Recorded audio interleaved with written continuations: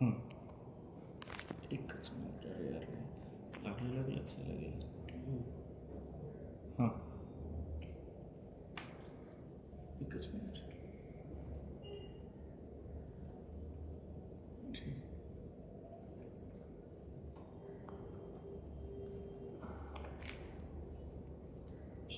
नमस्कार, मी धनंजय काळोखे, आरोग्य सभापती लोणार नगर परिषद. आज गेली 6 तारखेला आपल्या शहरामध्ये ज्या पद्धतीने पूर परिस्थिती निर्माण झाली आणि त्या पूर परिस्थितीतून शहरामध्ये विविध भागामध्ये ज्या पद्धतीने पाणी साचलं, अनेक घरं आज पाण्याखाली गेली आणि त्यानंतर अतिशय अशी भयावह परिस्थिती झाली. आणि त्या भयावह परिस्थितीमध्ये आपल्या शहरातील जे नगरसेवक आहे, नगराध्यक्ष असतील, सभापती असतील, सर्व नगरसेवक असतील, हे काय करत होते या संदर्भात काही विरोधक, राजकीय विरोधक त्याबद्दल लोणार नगरसेवकांच्या विरुद्ध किंवा नगर परिषदेच्या विरुद्ध ज्या पद्धतीने राजकारण करत आहे की शहरातील जी पूर परिस्थिती झाली, या पूर परिस्थितीला सर्वस्व जबाबदार लोणावळा नगर परिषद आहे. हे सर्व नगरसेवक आहे, नगराध्यक्ष आहे, उपनगराध्यक्ष आहे. अशा पद्धतीचं ज्या पद्धतीने लोकांमध्ये जो संभ्रम निर्माण केला जातोय आणि लोकांना भडकवलं जातंय, त्याबद्दल मी आज या निमित्तानं आज खरं तर ही प्रेस कॉन्फरन्स बोलवली. खरं तर 5 तारखेपर्यंत सर्व काही शहरामध्ये व्यवस्थित आणि सुरळीत चाललेलं असताना 6 तारखेची सकाळ जी झाली ती अतिशय शहराला आणि शहरातील सर्व नागरिकांना एकदम अशा भयावह परिस्थितीमध्ये टाकणारी ही सकाळ होती.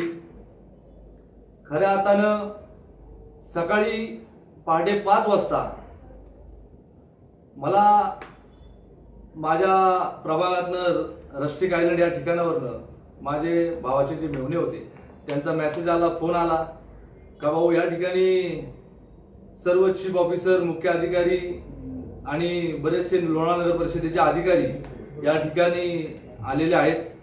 इथं खूप मोठा लँडस्लायडिंग झालेला आहे आणि त्या ठिकाणी 2 लोक गाडले गेलेले आहेत. अशा परिस्थितीमध्ये आम्हाला त्यांनी फोन केल्याच्या नंतर मी सकाळी फोन लावायला घेतले. त्या परिस्थितीत पाहिलं तर लाईट गेलेली होती, पूर्ण मोबाईल नेटवर्क गेलेले होते. कोणाशी नगर परिषदेचे अधिकारी असतील, चीफ ऑफिसर असतील, यांच्याशी कोणाशी, नगराध्यक्ष असतील, यांच्याशी कोणाशी संपर्क या ठिकाणी झाला नाही. आम्ही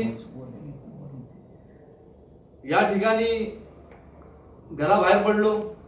घराबाहेर पडल्याच्या नंतर जी परिस्थिती आमच्या ठोंबरेवाडी गावाची पाहिली, त्यावेळी ठोंबरेवाडी गावातील श्रीनाथ सोसायटी हा परिसर 3-3, 4-4 फूट पाण्याखाली गेलेला होता. गावातील लोक आम्हाला संपर्क करत होते, पण नेटवर्क नसल्यामुळे काही लोकांचा आमच्याशी संपर्क होऊ शकला नाही. गावातली लोक माझ्या घरी आले. आम्ही सर्व गावातली जे युवक तरुण होते, ज्या पाण्यामध्ये अडकलेली ज्यांची घरं होती, त्या लोकांना कसं बसं आम्ही त्यातनं बाहेर काढलं. त्या ठिकाणावरून बाहेर काढल्याच्या नंतर आम्ही त्यांना काही ठोंबरेवाडीतील माझं बॅसिलिका हॉटेल असतील किंवा विला सन लॉरेन्स हॉटेल असेल, रायवूड ग्रीन असेल, या ठिकाणी त्यांची राहण्याची खाण्याची व्यवस्था केली. त्याच्यानंतर मोबाईल चालत नव्हता म्हणून मी लोणार नगर परिषदेमध्ये आलो, कारण की मला कळलं गावात पण पूर्ण शहरामध्ये पाणी शिरलेलं आहे. आणि मी नगरपालिकेत आलो त्यावेळी मला कळलं का नगराध्यक्ष या ठिकाणचे, या प्रभागातले 8 नंबर प्रभागाचे सनी गुन्हे असतील, मंगेश अग्रवाल असतील, हे लोक या ठिकाणी या परिस्थितीमध्ये बघत होते का आता या ठिकाणी पूर्ण पाणी साचलेलं आहे हुडको कॉलनीमध्ये. आता आपण तातडीची इथं या ठिकाणी बैठक बोलवली पाहिजे आणि शहरामध्ये कशा पद्धतीने आपल्याला आता या लोकांचा रेस्क्यू, जी लोक पाण्याखाली अडकलात त्या लोकांचा रेस्क्यू कशा पद्धतीने करायचा आणि त्या लोकांना कशा पद्धतीने घराबाहेर काढायचं या पद्धतीची एक नियोजन बैठक 10:30 वाजता नगराध्यक्षांच्या अध्यक्षतेखाली या ठिकाणी प्रशासनाची आणि सर्व आमच्या नगरसेविकांची बोलवली गेली. 10:30 वाजता या बैठकीला आम्ही ज्यावेळी आलो 10:30 ते 11:30 ही बैठक चालली.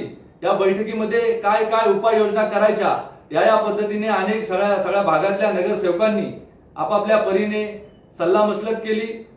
या पद्धतीने सर्व एरियातली माहिती दिली का कुठे काय झालंय आणि कुठे कशा पद्धतीने कुठला एरिया पाण्याखाली गेलाय, कुणाचं काय नुकसान झालंय, कुठे काय माणसं अडकल्यात का काय, कुणाची काय जीवितहानी झाली का नाही, या पद्धतीचे सर्वजण आम्ही आढावा घेत होतो. ही बैठक पूर्ण झाल्याच्या नंतर आम्ही सर्व नगरसेवक आपल्या आपल्या परीने ऍक्शन मोड मध्ये त्या ठिकाणी गेलो का आता आमच्या नांगरगावचे नगरसेवक असतील ते डेनकर सुभाष भाऊ असतील ते त्यांच्या भागातील जी लोक अडकलेली होती आदर्श कॉलनी असतील किंवा डेनकर कॉलनी असेल किंवा नांगरगाव मधील विविध विभाग होते त्या ठिकाणी त्यांच्या भागातल्या लोकांना ते लोक काढण्याचा प्रयत्न करत होते. आम्ही नगरपालिकेच्या 2 बोटी घेऊन हुडको कॉलनी मध्ये गेलो.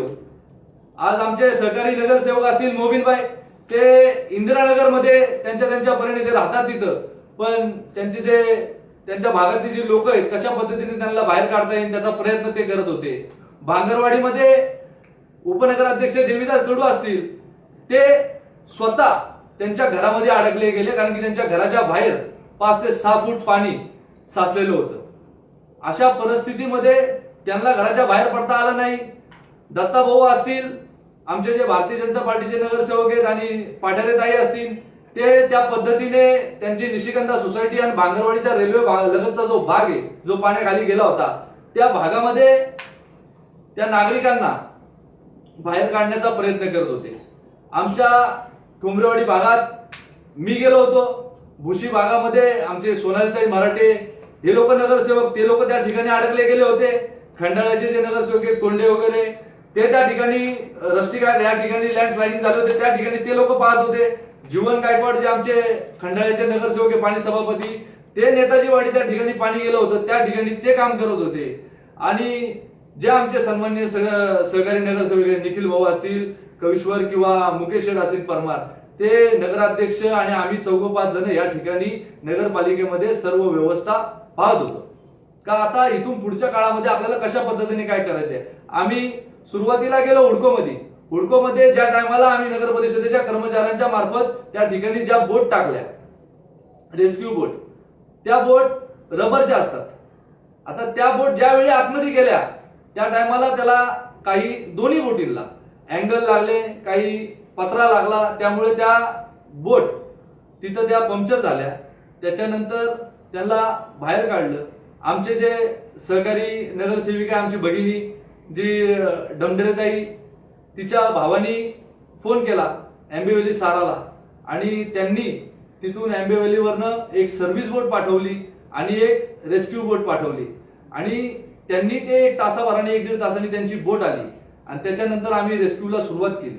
रेस्क्यूला सुरुवात केल्याच्या नंतर जी सर्व्हिस बोट होती ती मोठी होती ती बऱ्याच ठिकाणी जाऊ शकली नाही. ज्या ठिकाणी जाता येत होतं त्या ठिकाणी ती गेली. नागरिकांना आव्हान केलं आणि त्यांना सांगण्याचा प्रयत्न केला का तुम्ही आता बाहेर चला तुम्हाला पाण्याची पातळी वाढत चाललेली आहे आणि तुम्ही आता इथं थांबू नका.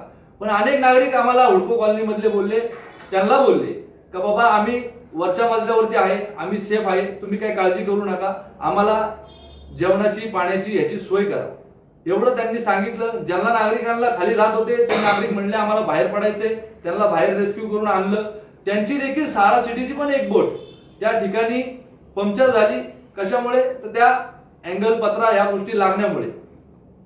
त्यानंतर आम्ही खंडाळ्याच्या ज्या आपल्या तलावाच्या बोटी आहेत पॅन्डल बोट त्या मागवल्या जास्त प्रमाणामध्ये आपण लोक अडकले ते सगळीकडे आपण त्या बोटी बायफर्केट करू आणि प्रत्येक भागामध्ये पाठवू अशा पद्धतीने आम्हाला सर्वांनी विचार केला आणि आम्ही त्या गोष्टीला सुरुवात केली. पण त्या देखील त्यानंतर त्या बोट ज्यावेळी इथं आली तर नदीचा प्रवाह ज्याप्रमाणे होता त्याप्रमाणे ती पॅन्डल बोट जायची. पॅन्डल बोट गावामध्ये ज्या पद्धतीने आम्हाला ज्या ठिकाणी घालायची होती, ज्या पद्धतीने आम्हाला ज्या गावाच्या ठिकाणी जिथे लोक राहत होती त्या ठिकाणी न्यायची होती त्या ठिकाणी ती बोट जात नव्हती. पण त्या बोटी सर्व बाहेर काढल्या. त्यानंतर या ठिकाणी सन्माननीय आपल्या मावळ तालुक्याचे जे आमदार सुनील अण्णा शेळके आहेत यांना संपर्क साधण्यात आला. कारण अशी अशी परिस्थिती या शहरामध्ये अशा पद्धतीने झालेली आहे आणि बरेचशी लोक या ठिकाणी अडकलात, तुम्ही लवकरात लवकर इथे या. आणि अण्णांनी तत्काळ आमची या शहराची माहिती घेऊन ते या ठिकाणी आले.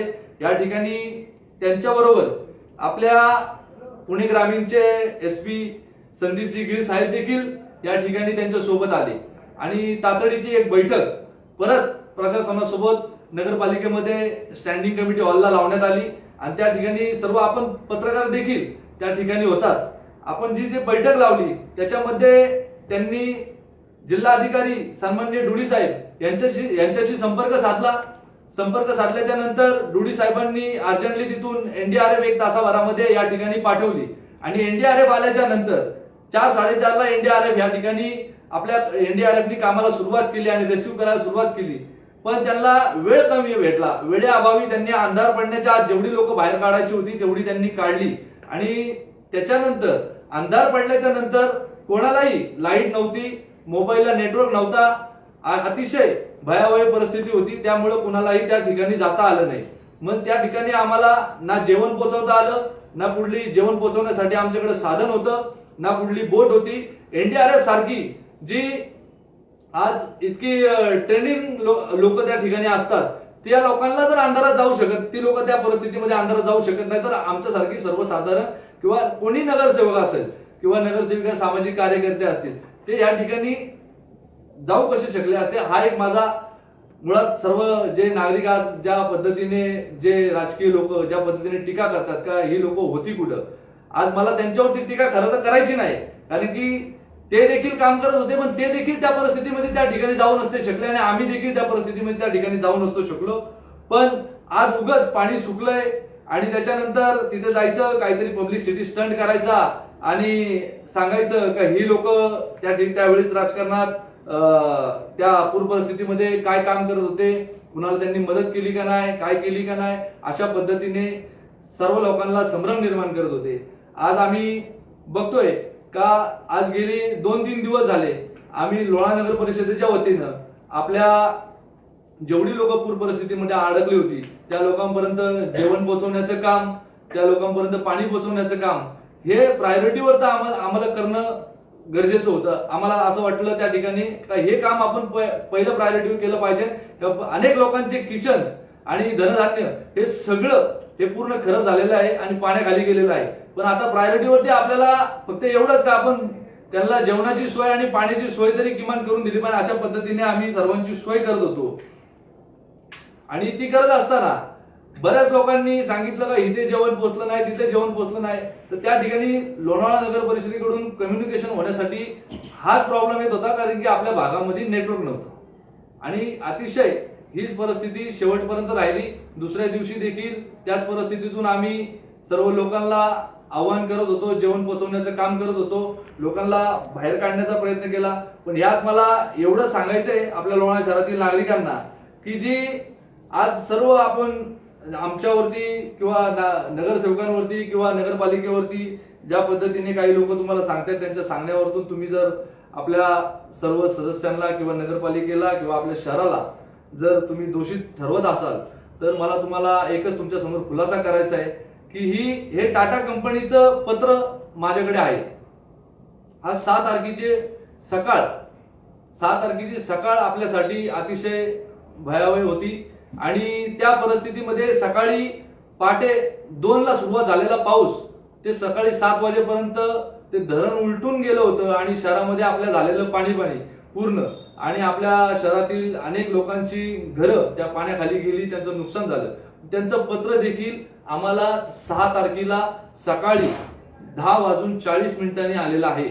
या पत्राची मी आपल्या सर्व पत्रकारांना हे पत्र देतोय टाटाचं, कारण की यांनी याच्या अगोदर टाटा कंपनीने आम्हाला कुठली पूर्वकल्पना दिली नाही का जेणेकरून तुमच्या शहरामध्ये जे असणारं आमचं धरण आहे ते धरण 50% भरलंय, 70% भरलंय. 50% 70% भरल्याच्या नंतर जो डकलाईनचा फ्लो आहे तो चालू करण्यात येतो. पण यावेळी तो डकलाईनचा फ्लो 50% भरल्या देखील 7-8 दिवसा अगोदर तो चालू नव्हता आणि त्याच्यानंतर धरण 100% भरल्याच्या नंतर देखील तो फ्लो चालू करण्यात आला नव्हता.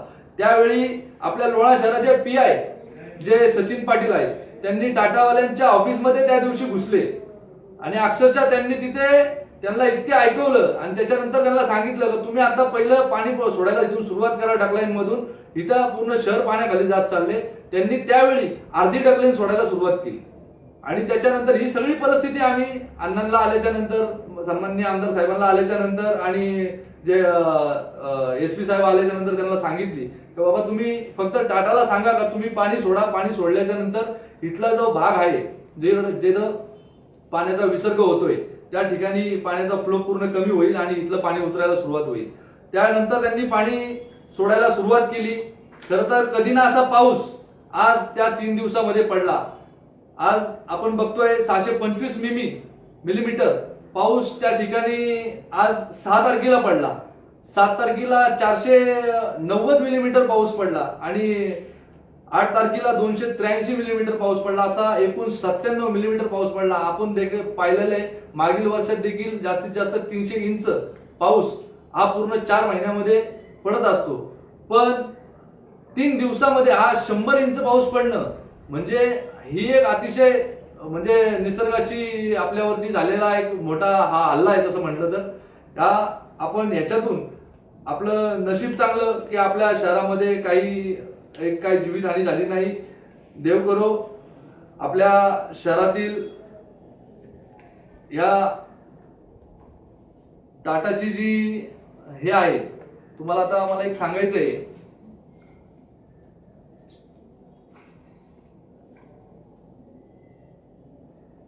आपले शहरातील जी लोक आता ज्या पद्धतीने आता आम्हाला सुरुवातीपासून काही जसा पूर प्रवाह झाला त्यानंतर सांगत होते का तुम्ही इथं दिसले नाही, हे नव्हते करत, ते नव्हते करत. आता आम्ही करत होतो का नव्हतो करत ते आता वर्षाला माहिती आहे. आता काय आम्ही काय त्यावेळी कुठला फोटो रील्स किंवा काय असं काढून काय कुठे टाकलं नाही. आम्ही स्वतःच्या तरी आमच्या पेजवरनं कुणाला आम्ही काहीतरी मदत करतोय हे आम्हाला कुणी दाखवायचे. आम्हाला त्यावेळी आम्हाला असं वाटलं की बाबा आज जी परिस्थिती आहे ती अतिशय वाईट आहे आणि लोकांना आज त्यातनं बाहेर काढण्याची आपण गरज आहे. आणि अशा वेळी जर आपण कुठेतरी पब्लिसिटीसाठी आपली व्हिडिओ काढणं किंवा फोटो काढणं हे अतिशय चुकीचं आहे. त्यामुळं आम्ही देखील 5-6 नगरसेवकांनी त्या गोष्टीमध्ये लक्ष दिलं नाही आणि आम्ही त्या गोष्टीकडे ती स्टंटबाजी पण केली नाही. पण काही लोक त्या बाबतीत माझं नागरिकांना एवढंच आव्हान आहे, काही लोक त्या बाबतीत राजकारण करतात. आपण सर्वजण सुज्ञेत, आपण राजकारणाच्या त्या लोकांच्या भूलथापांना बळी पडू नका. त्यांचं राजकारण त्यांना लकलाभ आहे. आपलं शहर आपल्याला कशा पद्धतीने चांगलं ठेवता येईल, कशा पद्धतीने चांगलं स्वच्छ करता येईल याकडे आपला संपूर्ण भर द्या. आपल्या शहरातील नागरिकांनी या सर्वांनी एकत्र येऊन टाटाच्या विरुद्ध कशा पद्धतीने आपण लढलं पाहिजे हा देखील विचार आपल्या सर्व नागरिकांनी केला पाहिजे. खरं तर ही वेळ आपण सर्वजण एकत्र येऊन आपल्या सर्व जी शहरातील जी पूर परिस्थितीमध्ये जी अडकलेली लोक होती त्यांच्या पाठीशी उभं राहण्याची आहे. ही वेळ आपण आज राजकारण करण्याची नाही. आज ज्या लोकांचं नुकसान लाखो रुपये झालेलं आहे, आज हे आम्हाला त्याची जाण आहे का प्रत्येक घरामध्ये 5 ते 6 लाख रुपयाचं नुकसान झालेलं आहे. आज आपण ती भरपाई देऊ शकतो का? नाही देऊ शकत. कारण की आज जी परिस्थिती किती जास्तीत जास्त आपल्याला त्यांना कशा पद्धतीने मदत करता येईल हीच आमची सर्वांची नगरसेवकांची त्यांच्यावरती सर्वांचं लक्ष लागलेलं आहे का आपण नगर परिषदेच्या माध्यमातून शासनाच्या माध्यमातून टाटाच्या पाठीमागे लागून कशा पद्धतीने आपण आपल्या नागरिकांना चांगल्या मोठ्या प्रमाणात मदत करू शकतो हीच आमची भावना आहे. माझं एवढंच सर्व नागरिकांना आव्हान आहे, कुठल्याही राजकारणाला बळी पडू नका. आमका आला नाही, तमका आला नाही, हा भेटला नाही, तो भेटला नाही. आता कुठलाही व्यक्ती या शहरातला आज असा कुठलाही व्यक्ती नाही का तो अजरामर आहे तर तो कुठल्याही 10 फूट पाण्यामध्ये पोहत आला असता आणि कुणाला वाचवलं असतं. अशी परिस्थिती नाही. हे सर्वांनी समजून घ्या. कारण की जशी तुम्हाला असं वाटत होतं का आम्ही अडकलोय, आम्हाला बाहेर घ्यायला यायला पाहिजे, आमचीही तळमळ वाटत होती, आम्हालाही तळतळ वाटत होती का आम्ही कधी तुम्हाला वाचवायला येतो. पण आमची हात बांधलेले त्या ठिकाणी होते. आम्हालाही काय तिथं साहित्य नव्हतं का जेणेकरून बोट नव्हती का काही साधन नव्हतं तिथे येण्यासारखं. पण जेवढं जमलं तेवढं आम्ही केलं. आज त्यातील देखील कुणाला जर काही त्यातनं त्रास झाला असेल आमच्या नगर परिषदेच्या वतीने आणि आमच्या सर्व नगराध्यक्ष, नगरसेवक, नगराध्यक्ष, उपनगराध्यक्ष, सर्व सभापती यांच्या वतीनं आम्ही खरंच दिलगिरी व्यक्त करतो. पण चुकीच्या गोष्टींना आपण बळी पडू नका, एवढीच माझी त्या ठिकाणी भावना आहे. एवढंच मला या ठिकाणी आज या प्रेस कॉन्फरन्सच्या माध्यमातून बोलायचं होतं. त्यासाठी मी आपल्या सर्व पत्रकारांना या ठिकाणी बोलवलं. आपण त्या ठिकाणी आलात त्याबद्दल आपलं धन्यवाद. व आपल्याला काय जर विचारायचं असेल तर आपण विचारावं एवढीच अपेक्षा. मागील 2 दिवसामध्ये सातत्याने नदीपात्रातील जलपर्णी काढली नाही, त्याच्यामुळे ही पूर परिस्थिती निर्माण झाली असा आरोप केला जातोय. तर खरंच नदीपात्रातील जलपर्णी काढली गेली नव्हती का, किंवा पुन्हा जलपातळी वाढली होती? काय नेमका प्रकार घडला होता? आज तुम्हाला सांगतो, आज बीबीजी ही कंपनी ही पूर्ण आपल्या लोणार शहरातील गावातल्या नागरिकांनी ज्यावेळी त्यांना ह्या शहराचा ठेका दिला गेला त्यावेळी आपल्या शहरातील सर्व सुज्ञ नागरिक या ठिकाणी जमा होऊन या ठेक्याला विरोध केला. का इतक्या कोटीचा ठेका ह्या कंपनीला आपण का दिला, आणि हे जे नागरिकांचे पैसे हे आपण कुणाच्या घशात घालतोय हे आपल्या नागरिकांनी त्यावेळी सर्वांना, हे तुम्हाला आम्हाला या सगळं आंदोलन झालेलं माहिती आहे. त्यावेळी चीफ ऑफिसर असतील या सर्वांना आपल्या शहरातील नागरिकांनी घेरलं होतं. पण ज्यावेळी आम्ही 5-6 महिन्यापूर्वी नगरसेवक झालो आणि मी आरोग्य सभापती झालो आणि त्यानंतर मी त्यांचं ऍग्रीमेंट वाचलं. ऍग्रीमेंट वाचल्याच्या नंतर जलपर्णीचा जो विषय आहे तो जलपर्णी त्यांनी वर्षातून 2दा या ठिकाणी साफ करायचं काम आहे त्यांचं, आणि त्यांनी ह्यावेळी एकदाच साफ केली आणि ते पण पावसाळ्याच्या तोंडावर साफ केली. अनेक जलपर्णी तोडून त्या लोकांनी रस्त्याच्या लगतच ठेवली होती. मी वारंवार त्यांचा फॉलोअप घेत होतो. वारंवार चीफ ऑफिसरांना सांगत होतो का यांना तुम्ही नोटिसा काढा, का यांना जोपर्यंत आपण, आणि 1 रुपयाचाही तुम्हाला सांगतो, त्यांचा 1 रुपयाचाही बिल आपण लोणार नगर परिषदेच्या वतीने काढलेला नाही. कारण की आल्यापासून ज्या पद्धतीने आम्हाला शहरातल्या नागरिकांच्या तक्रारी येत होत्या का या ठिकाणी कचरा पडलाय, त्या ठिकाणी कचरा पडलाय, या ठिकाणी गटर साफ नाही, त्या ठिकाणी गटर साफ नाही, शौचालय धुतलेले नाही, या ठिकाणी परिस्थिती अशी आहे, त्या ठिकाणी परिस्थिती तशी आहे, अशा पद्धतीच्या अनेक तक्रारी आम्हाला नागरिकांच्या त्या ठिकाणी येत होत्या. आम्ही वारंवार बीबीजी कंपनीच्या सर्व अधिकाऱ्यांशी आणि मुख्य अधिकाऱ्यांशी चर्चा करत होतो का या कंपनीचं देखील याच्यामध्ये काहीच योगदान दिसत नाही. शहरामध्ये ज्या पद्धतीने काम व्हायला पाहिजे, ज्या पद्धतीने आपण लोणार नगर परिषद त्यांना पैसे देतोय, त्या पद्धतीने कुठेही शहरामध्ये स्वच्छता होत नाही. अशा पद्धतीने आम्ही वारंवार तक्रार करत होतो आणि त्याच अनुषंगाने आम्ही गेल्या 15 दिवसापूर्वी अजेंड्यावरती हा विषय देखील घेतला का बाबा या बीबीजी कंपनी व्यवस्थित काम करत नाही. आमच्या अख्ख्या सर्व सदस्यांचं असं म्हणणं होतं आणि सर्व सदस्यांनी मिळून असा विचार केला की हा जे टेंडर आहे बीबीजी कंपनीचं हे बदललं पाहिजे. एखाद्या चांगल्या कंपनीला हे टेंडर दिलं पाहिजे जेणेकरून आपल्या शहरामध्ये चांगल्या पद्धतीने स्वच्छता कशा पद्धतीने होईल. आणि त्याचबरोबरीने जे आपले डुडी साहेब आहेत जिल्हा अधिकारी, त्यांच्या व मान्य दिवंगत उपमुख्यमंत्री आदरणीय अजितदादा यांच्या उपस्थितीमध्ये सुरुवातीची एक बैठक झाली पुण्याला. त्या ठिकाणी इंदोरच्या धर्तीवरती जे लोक इंदोरला जे स्वच्छतेचं काम करतात त्यांच्या माध्यमातून त्यांनी बैठक लावली होती का बाबा अशा पद्धतीने आपल्याला उपाययोजना केल्या पाहिजेत. त्या पद्धतीचा सर्व रिपोर्ट आम्ही मुख्य अधिकाऱ्यांनी आमच्या समोर ठेवला होता. त्या अनुषंगाने आम्ही आता पुढच्या काळात या पद्धतीने चांगला कोणतरी जो व्यक्ती जो शहरामध्ये चांगल्या इक्विपमेंट आणेल, चांगल्या माध्यमातून त्याची शहराची स्वच्छता करेल, चांगली त्याच्याकडे मॅन पॉवर असेल, अशा पद्धतीने आम्हाला शहर कशा पद्धतीने स्वच्छ आणि सुंदर ठेवता येईल या बाबतीत आम्ही सर्वात जास्त प्रयत्न करत आहोत. आणि जी आपण याचा विषय बोलले जलपर्णीचा, तर जलपर्णी नक्कीच आम्हाला देखील माहिती आहे तर जलपर्णी 50-70% जास्तीत जास्त साफ झाली, त्याच्यावरती ती जलपर्णी साफ झाली नाही.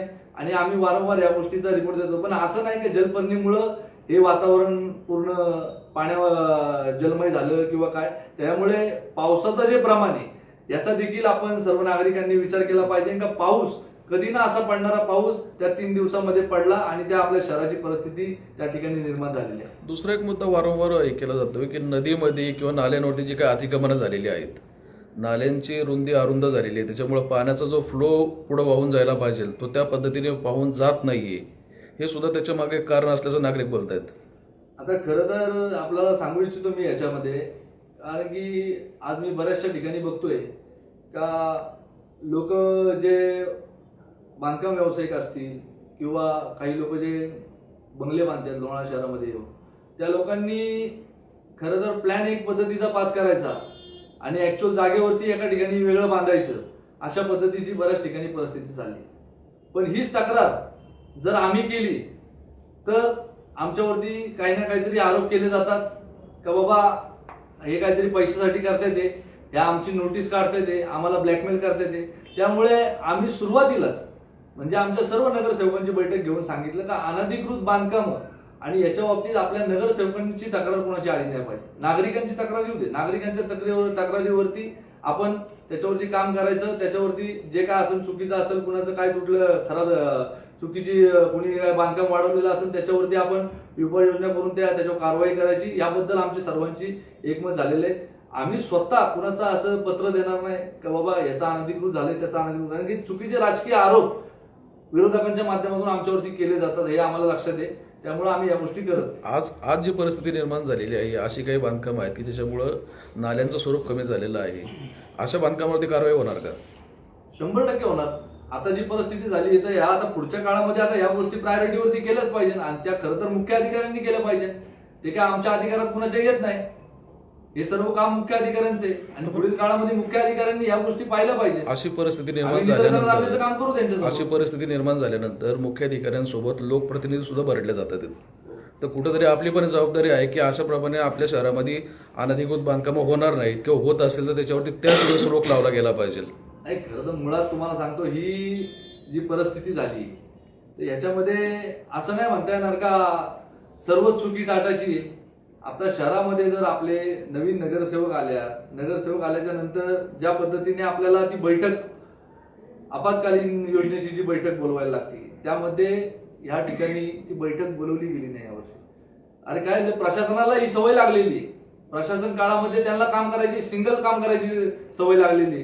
त्यांना कोण त्यांच्यावरती बर्डन नको, त्यांना कोणाचं परिस्थिती अशी नको का बाबा जेणेकरून आमच्यावरती नगराध्यक्ष आल्यात नगरसेवक आल्यात आणि मग त्यांच्या अंडरखाली आम्ही काम करायचं अशी परिस्थिती निर्माण त्यांच्या मनामध्ये झाली असं म्हणून त्यांनी आम्हाला आपत्कालीन योजनेच्या बैठकीमध्ये बोलवलं नसेल.